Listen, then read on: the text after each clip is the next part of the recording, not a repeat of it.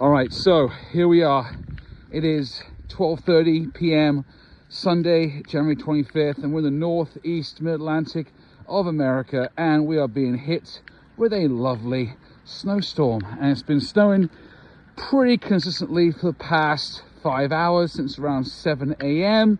or 6:30 a.m. And I put this measuring stick outside in my backyard just to see, you know, kind of a somewhat accurate or scientific measurement of the accumulation of snow over the course of the storm. We had some snow already down on the ground from previous, you know, snow falls early this week, and it was around 3.5 inches, and now we're at about around 12 inches. So we're looking at about 8.5 inches of snow have fallen, and you know, we're looking at considerable snowfall, especially for this part of the mid-Atlantic, because we haven't had much in the past 5-6 years. The last big storm was a while back, and looks like it's going to continue to snow all afternoon, and I'll come back and do an update and hopefully get a larger total later on today.